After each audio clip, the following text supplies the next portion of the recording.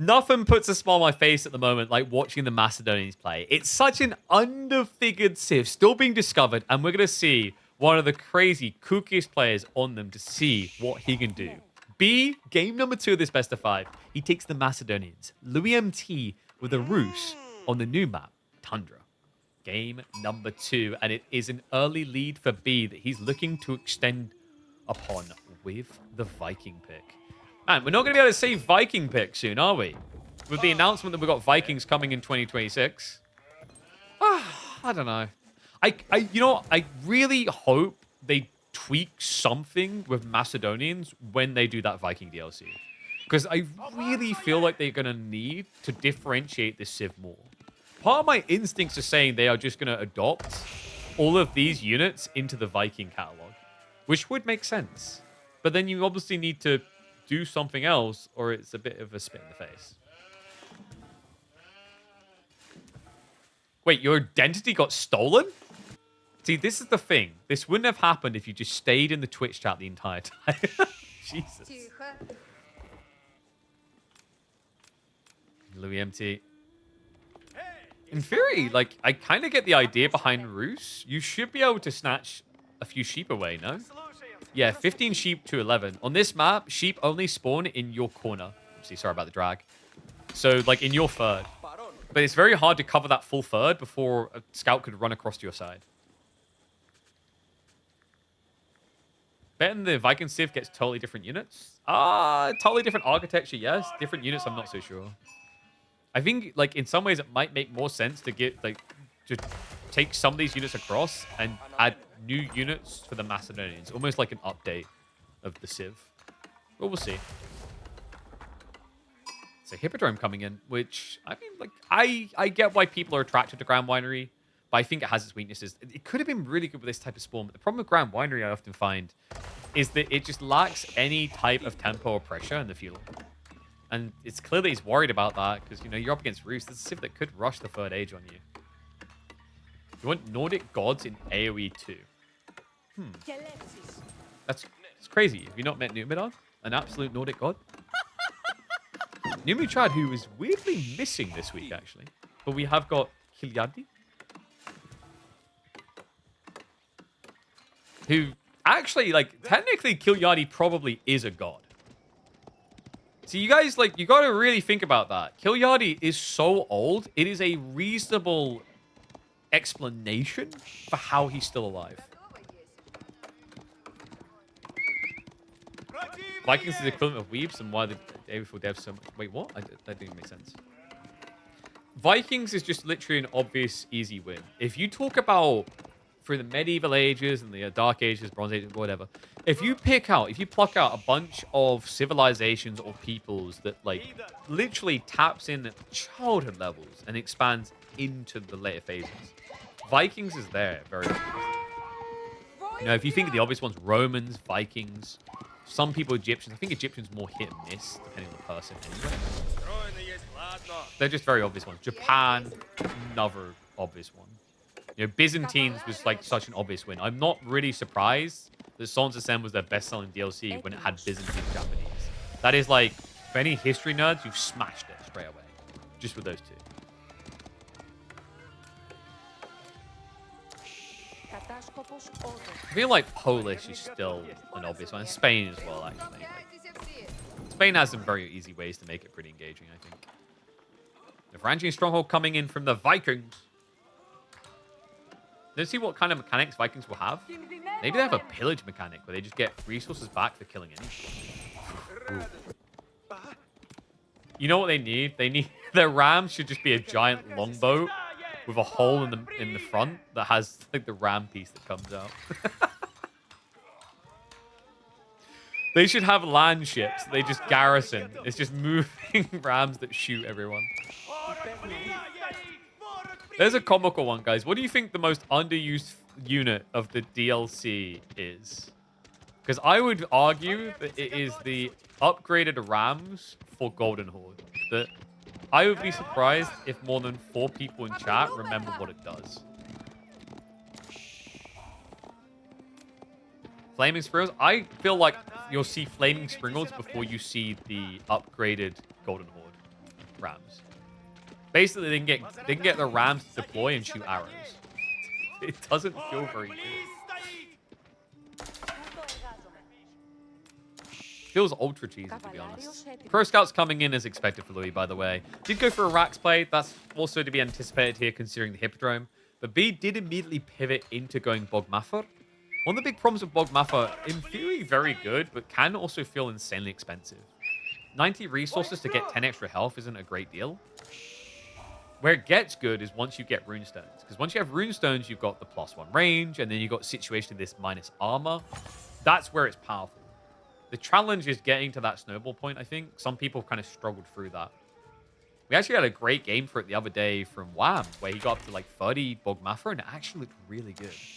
But I feel like the danger here is the early point. In some ways, it just feels like it's a more dangerous longbow strat.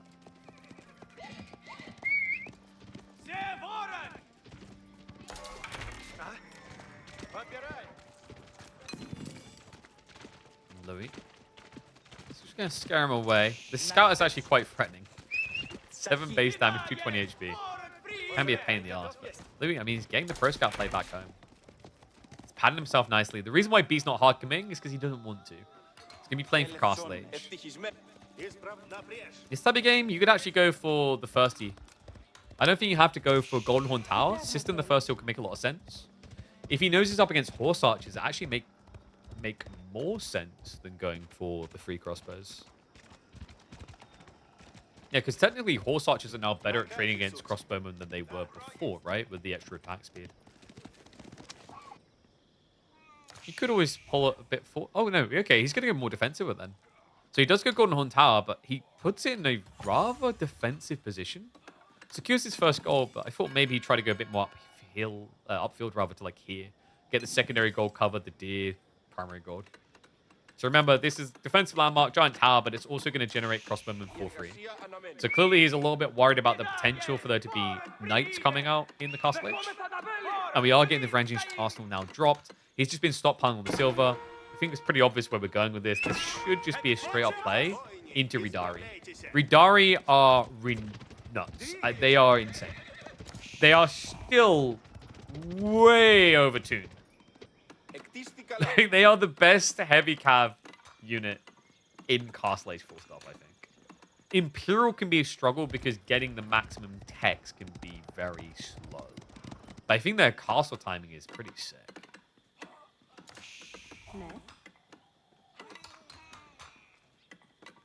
High trade house coming in. Getting numbers in. Doesn't look like a very good one, actually. Yeah, why didn't he just drop it there? Wouldn't that have been much better? I mean, he saves a little bit of time here. Maybe like 10, 15 seconds maximum, though. Interesting. First Ridari. Already queued up. He has got the champ coming in 80 seconds. The champion... It's just going to be an extra Ridari, mostly with this strat. Like, remember, the Ridari champion's aura increases movement speed as well. But if you're only playing mass heavy cav, you don't really care for it. Monastery timing is going to be coming in swiftly. What's up, Fat Blop? Appreciate the sub, bud. Thank you very much. And Michael Bow. I think I said about them already. I'll say it again. Prime subs go a long way as well, folks. And it costs you nothing. Scale barding. Yeah, he's just going to get back-to-back tiers. So that's going to be +1 armor, +1 armor. And Riddari, remember, already have 4 armor. So you're putting them up to 6 armor. You're also giving them an extra 24 HP. Putting them at 264 health. They do not die easily. And on top of that, their base damage is already higher than a Castle. This is also more effective since the changes against Roos. Because Roos lost 2 base damage on horse archers. And you're about to go up to 6 ranged up.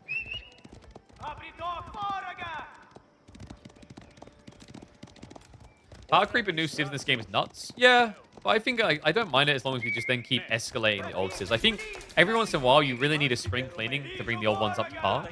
And the devs do try that occasionally, right? We saw it with HRE, for example, the new unit they added. Admittedly, it hasn't really played in the meta, but the idea was there of fixing HRE's sucky late game by giving them this, you know, hand cannoneer on a horseback.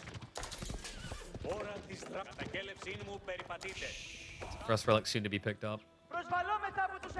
Louis still just camping at home. He is playing for the Warrior Monk timing now, but getting out might be difficult. Can Macedonian archers chase down horse archers with champions and runestones? Yes. Like, I mean, they can still technically outrun you, but if they turn to fight, they're always going to get caught. Because if you have runestone plus you have the movement speed, your infantry get ridiculous. Like, even just the champions 1.44, you're almost the same speed as horse archers with the runestone as well. Which I think you might be the same speed now. It's actually crazy. If a spearman charges with runestone and the Ridari champion, he moves at, I think it's 2 movement speed, actually. Like 2.08 or something.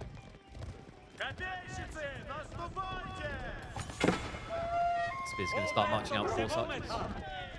This is where the crossbows do feel a bit weird, like we were saying earlier, compared to just having the thirsty boys.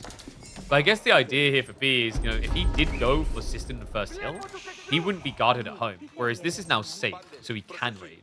Instead, if he did go for the assistant, he'd have to keep some at home in case horse archers come by. Free for the relics. Louis MT looks to snatch a second, but he's going to get blocked out. A Wallalow would not do anything here. And the relic drop idea was cool, but late to pull away there. Not that it would have mattered. Remember, the Riddari also happened to have a throwing axe for reasons. Hey, count your lucky stripes that it doesn't get its damage buffed by the horseman. Okay? Could be worse. Couldn't be much worse than this. It's going to be 4 relics for B. He's beasting it. High trade house. 94 gold in the end, by the way. Yeah, this is pretty good. Also, look at the silver. This is really important. If you thought the Ridari is strong now, this is Romfire. Romfire breaks the game. It's because this strat is only Ridari. So you're getting free blacksmith tags straight away. Instead of waiting a minute a pop to get these +1/+1. It's insanely good. Oh no, he actually goes skill barding. Interesting. So I assume it's going to be a Romfire after that. I guess he's just seeing horse archers and thinks, okay, more armor better. Which I can understand. A lot of players in this position have just been going Romfire because it's just insane damage. Like 3 blacksmith techs in 1 minute instead of 3 minutes. And essentially not really paying anything more. Oh, this is ridiculous. Runestone gets dropped as well. By the way, Runestone affects their movement speed. 1.96 movement speed cav. Heavy cav, guys. Heavy. Not fat shaming him. He's literally listed as a heavy cav. That's another thing. Why do the runes... I get it's the whole gimmick is like runestones affect Viking units. But if there was one that you would seclude from being affected by it, surely this was the obvious candidate. I reckon the devs are like, oh, I mean, they're already that fast. And then it's only +1 melee, so that's not going to matter. Yeah, 7 ranged armor. And after that last fight, I'm definitely liking his choice to ignore Rumfire. I'm assuming it's coming in next, because if you want to get tier 4 armor, it will cost you 2,000 silver. Fairness, that's only 4 minutes away. And in fairness, your opponent is still only building horse archers. Guys, 1's in chat if you think you'll go tier 4 armor. 2's in chat if you think you'll get the +3 damage.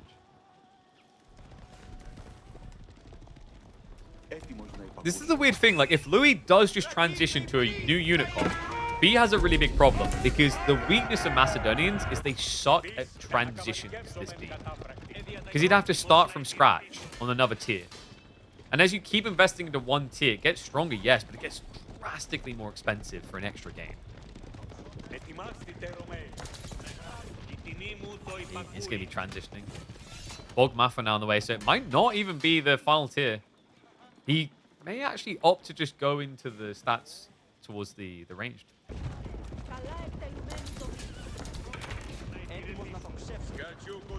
And we already revealed the high trade house. This is your fault for looking away.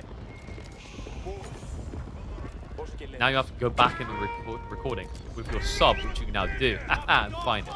Also, just diving in. We'll find a sniper on one worker. Ridari. Still tanky enough not to instantly get flatline.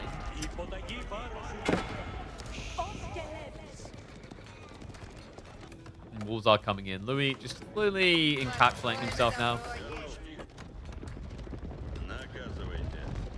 Mass Bogmaffer is going to be a really big problem for Louis, considering that they will have more range than horse archers. Yeah, not just that. If you go +2 ranged armor even, they can ignore that. Remember, they specifically have an ability which removes 2 armor on their attacks. They do move slower, but they're always going to outrange you, so it means you just can't fight them. To make matters worse, Bogmaffer, it's like Boy's Fortitude on archers. They have the extra health.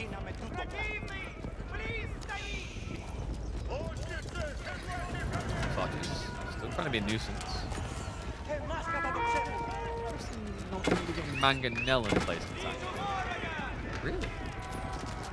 I'm really surprised by that. They're just toxic and effective here. Throwing axes. I love that. He's like, well, I can't reach him. I'm just here to tank. Saint's Blessing is going to trigger, though. And wait, he stands his ground for it. As the axe throwing runs out, which gives a better fight now over to B. Bogmaffer have got the runestone drop. I mean, Louis, I think he won in the destroyed value exchange there. Which is kind of a weird bodying, right? Like, you see, what, 4 Ridari down versus the horse archer count.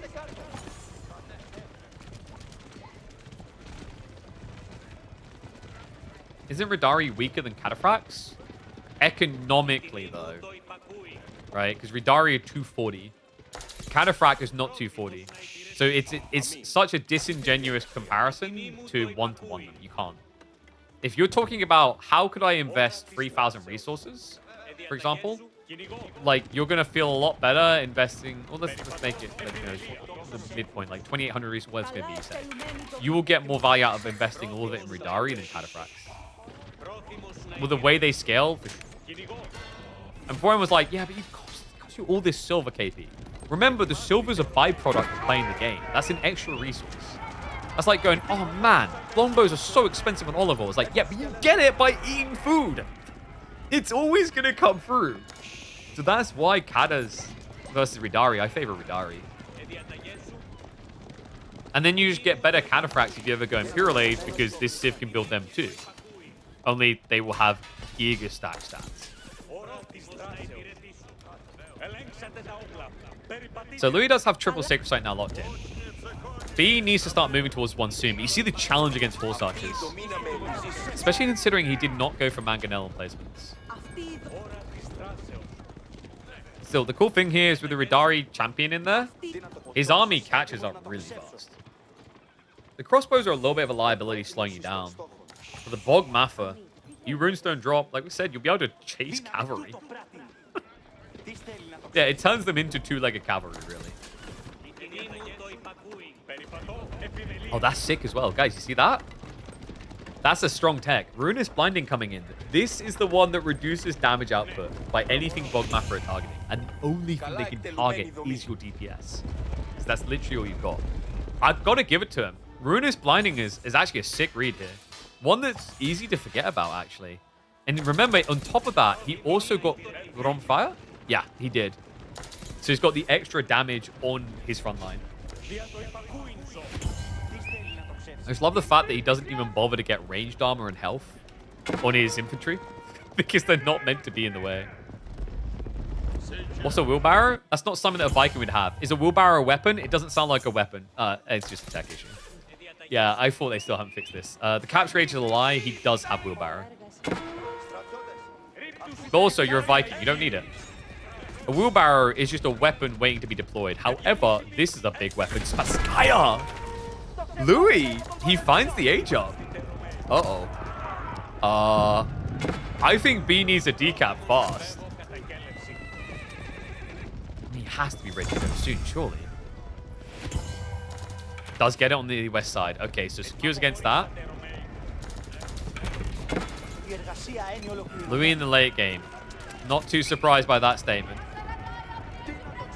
Horse archers are going to want to wait for the upgrade. This is where it gets cool. Mounted training will allow him to outrange the Bogmaffer even if they have runestones. Great read. I'm going to call him Ridari for nothing. These guys are still an annoying threat, even when you get the stat upgrade.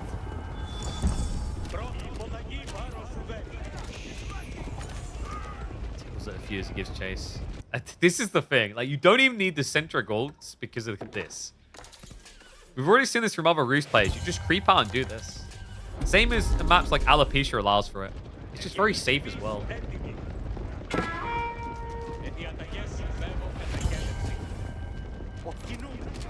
I'm going to catch up. The weird part, this is like why it's good to have control groups with the Riddari champ somewhere else, right? Because like he's over here, he's actually not buffing your infantry, so you're moving slower. You're giving a lot more time. I think this is something that, given time, people get better at managing. It just feels very unnatural to stick a Riddari champion in there. Oh, Bogmaffer. You get caught. This is a good trade for Louis. Dives in towards it. Ignores the Riddari. Reinforcements are arriving quick, though. Remember, B, if he starts pumping out runestones, he can gap close in an instant. And the Riddari, they actually go for the throwing axes. Chase is on. Horse Archer count. Shrinking a bit. Still looking pretty damn competitive. I wonder if it was actually worth using that many throwing axes versus just having a few frontliners. He does just keep pressing it. I mean, Louis at some point has to build something else, surely. Horse Archers can only do so much. You're seeing what I mean? Even the upgraded damage. Congrats, you're at 15. Like, you basically have the damage you had pre-nerf in Castle Age, as an Imperial Age.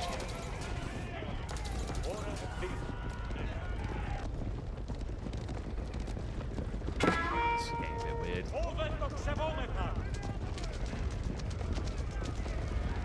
Bogmaffer account has been shrunk a bit, though.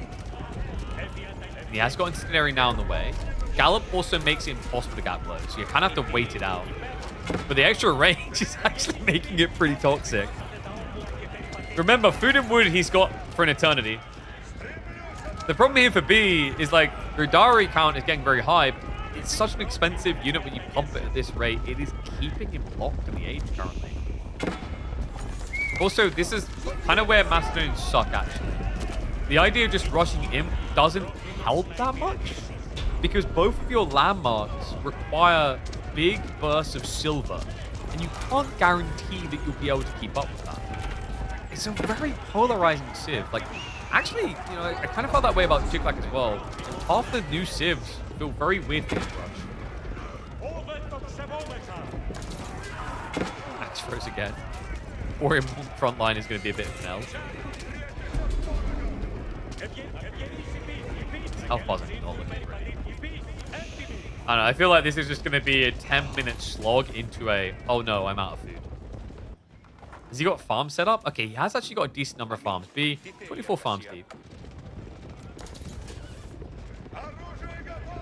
Gold won't be the biggest problem because although he needs to actively gather, he has also got a lot of passive gold gen. He's backing up. Is he maybe considering an age up now? He tried for a long time. Now that Incendiary is in, it feels impossible. Especially with this coming in. Silk bowstrings with Gallop on top of it is bonkers. That's what, 8.3 tile range? You can't contest that. You just get picked apart for trying to step up. Oh. Someone else that will get picked apart. Does find the workers. Well, Mafia will scare him off. Even got the powering damage down. He's desperate to get more DPS. Starting to feel like we may have found the limits of the Ridari. He needs to be dropping runestones to make this logical. Without the runestones, you just can't get close enough. That's the problem. And he's kind of budgeting them. Part of the problem is that I don't think you know how many runestones you've got still. There's no a mechanic to show that, is there? So if he drops one and then realizes the last one, he's in bigger trouble. So he needs to make sure he can force somewhat of a fight. Some semblance of resistance. Maintains the 30 plus Ridari count, at least for the moment. These horse archers. Gallop's coming off cooldown in just 10 seconds, man. This is going to be never ending. It's such a slow and tilting death as well, man. Like, don't you get put out your misery in a rush. Just gradually grind it down. Maybe Mangonels, not in Castle, not against this. Especially with the possibility of biology. It just wouldn't clear quick enough is the problem. You need adjustable crossbars, and that needs imp as well.